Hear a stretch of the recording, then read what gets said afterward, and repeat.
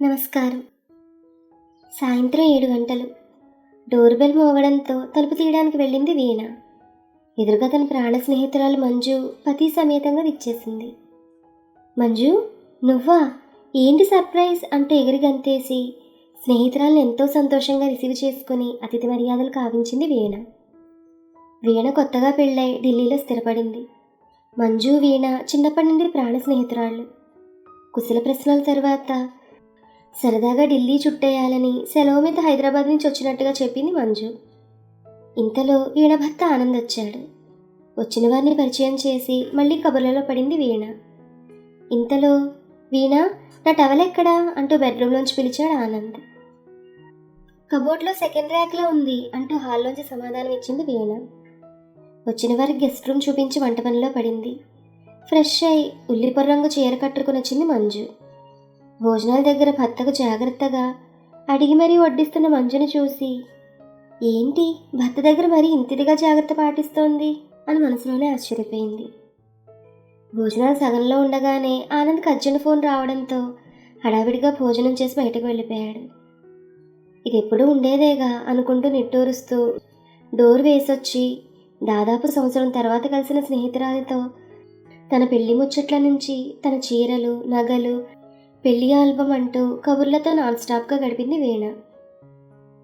మధ్య మధ్యలో చార్జరనో పెన్ననో ఏదో ఒక పని మీద పిలుస్తూనే ఉన్న అనంత మీద వీణకి చికాకు కలిగింది. అప్పటికి టైం రాత్రి 10 అయింది.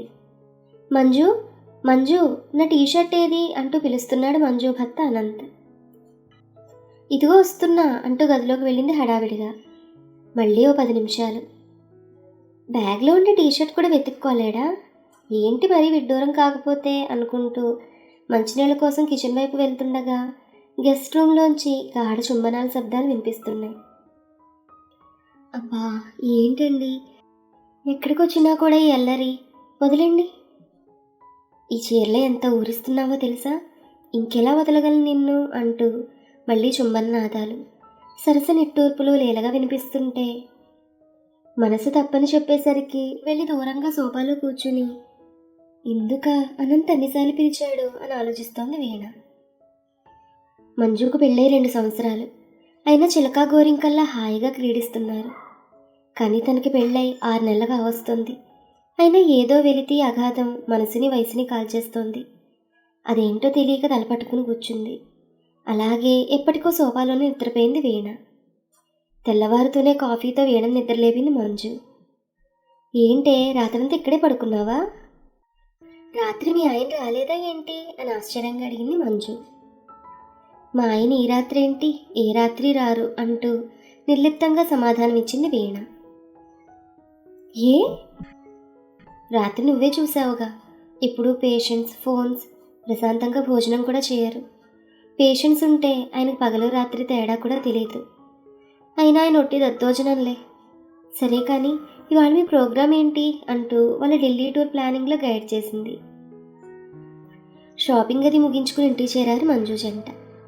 3 రోజుల తర్వాత మంజు వాళ్ళు బయలుదేరే రోజు వచ్చింది. అబ్బా, వెళ్ళిపోతావా? ఇంకొన్ని రోజులు ఉండొచ్చుగా. నువ్వు వెళ్ళిపోతే లోన్లీగా అనిపిస్తుంది మంజు అంటూ బాధగా మొహం పెట్టింది వీణ. కొత్తగా పెళ్ళైన జంట మధ్య మేమెందుకులేమ్మా అంటూ ఆట పట్టించింది మంజు. ఎందుకు లేవే వెక్కిరిస్తావు, నీ అంత అదృష్టం నాకు లేదులే. ఏ ఎందుకని? చెప్పానుగా, మా ఆయన ఏ రొమాన్స్ తెలియని ఒట్టి దద్దోజనమని. పోనీ నీకు తెలుసా రొమాన్స్?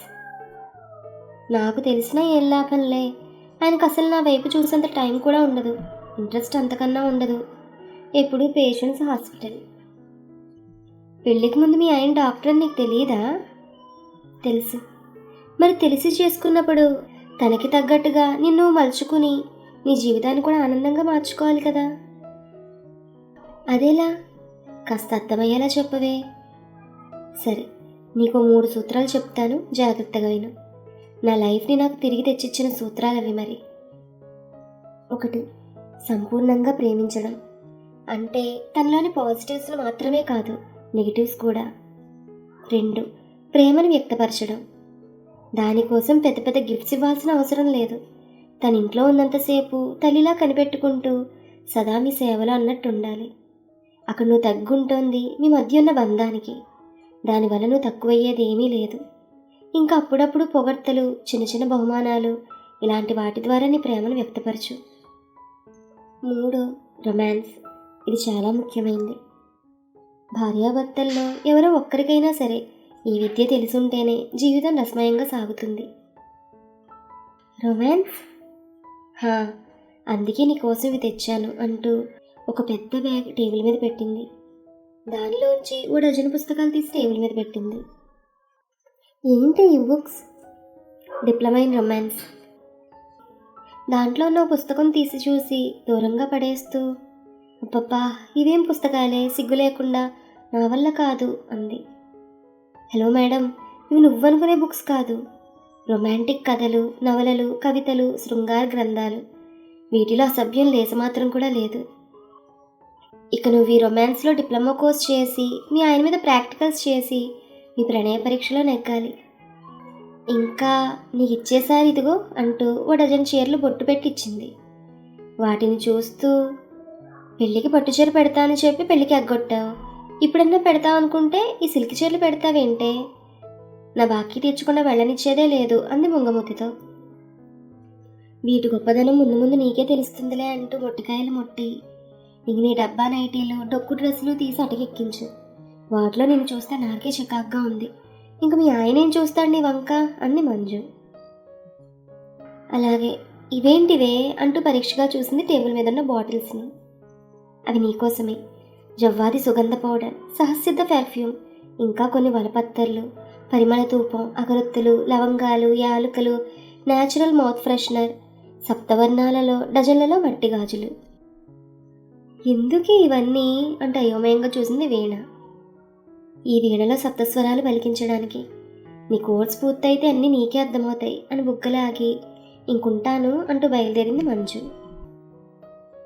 ఓ రాత్రి వేళ ఊసిపోక మంజు ఇచ్చిన బుక్ ఒకటి తీసుకుని చదవడం పూర్తి చేసేసరికి ఒంట్లో అప్రయత్నంగానే వేడి రావడం గమనించి సిగ్గు ముంచుకొచ్చింది.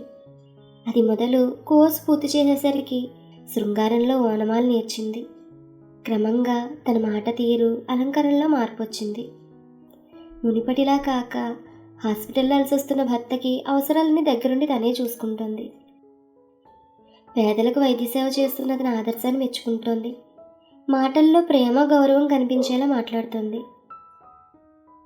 అరుణం అరుణం ఒక చీర, అంబరవర్ణం ఒక చీర అన్నట్టుగా ఇంటికొచ్చే సమయానికి రోజుకో రంగు పల్చని సిల్కు చీరలో అందాల్ని కనువిందు చేస్తూ మత్తైన అత్తరు పరిమళాలతో స్వాగతం పలుకుతోంది. ముళ్ళల్లాంటి మాటలతో దూరమైన మనసులు తిరిగి కళ్ళతో దగ్గరవుతున్నాయి. ఓ రోజు ప్రణయ సందేశంతో మగతలో ఉన్న మగనలోని మన్మధుని తట్టిలేపింది. అతనిలోని చిలిపి కవితల భావుకుడు నిద్రలేచాడు. అంతే, జెట్ స్పీడ్తో వచ్చి ఇంటి ముందు వాలాడు. గుమ్మంలో హరితవర్ణ వలువల్లో అంగాంగ అందాలు కనిపించకుండా ఉండి శృంగార భంగిమలో ఉన్న భార్యను చూడగానే ఆగలేక అమాంతం ఆక్రమించుకోబోయాడు ఆనంద్. ఆగుండోయ్ శ్రీవారు, అంత తొందరే, ముందు ఫ్రెష్ అయ్యారండి అంటూ సిగ్గుపడుతూ వాష్రూంలోకి పంపింది. మధ్యలో వీణ అందాలను నంజుకుంటూ త్వరగా భోజనం పూర్తి చేశాడు. ఇంకా వయ్యారాల వడ్డనలకి, శృంగార ఆరగింపులకి టైం అయిందంటూ అమాంతంగా ఎత్తుకుని బెడ్రూమ్లోకి తీసుకెళ్లాడు. గది నిండా పరిమళ ధూపం అలుముకుని మనసును ఆహ్లాదపరుస్తోంది. తెల్లని పక్క, ఎర్రని గులాబీలు, 4 రకాల పండ్లు, 2 రకాల స్వీట్స్, శోభనం రోజున తలదన్నేలా వీణ అందాలు. అందాల్ని ఆక్రమించుకోబోతున్న క్షణంలో ఆమె మేని నుంచి వచ్చే జవ్వాది సుగంధ పరిమళం అతన్ని మత్తెక్కించి మదనుని చేసింది. నిజంగా పరిమళాన్ని ఆగ్రానిస్తే గాని దాని గొప్పతనం తెలియదు. నాలుకలతో యుద్ధం చేశారు. లవంగాలతో ఘాటెక్కిన ఆమె పెదవులతో చురుకున్నాడు. ఆమె శరీరాన్ని అణువణువు ముద్దులతో ముంచేస్తూ చేతితో ఆమె మేనిలో కోటి సరాగాలు పలికించాడు. ఆమె ఆ తాపాన్ని తట్టుకోలేక చిన్నగా పంటి పిగువన మూలుగుతోంది. అది ఇంకా అతడి ఒంటిలో వేడిని పెంచింది. దేహాల నాట్యానికి తగ్గట్టుగా ఆమె గాజులు తాళం వేస్తున్నాయి. ఒకరిలో ఇంకొకరు కలిసిపోతూ ప్రతిక్రియల్లో అలసి సొలసి ఒకటైపోయారు. ఏమే, నీ డిప్లొమా పూర్తయిందా అని అడిగింది మంజు. ఫస్ట్ క్లాస్లో, నా డిప్లొమాకు సర్టిఫికేట్ కూడా వచ్చింది, ఇప్పుడు 4వ నెల అంది వీణ. హో కంగ్రాట్స్ అంది మంజు. పల్చని చిలుగు పైటలు, గాజుల గలగలలు, మేని సౌగంధాలు, పూసజ్జ పరిమళాలు, అన్నింటికీ మించి దేవేరి సిగ్గుల బుగ్గలు, అసర మందస్మితాలు, సరసజావళీలను గెలిపించే ఆయుధాలు. Please like, share, subscribe to our channel. Thank you.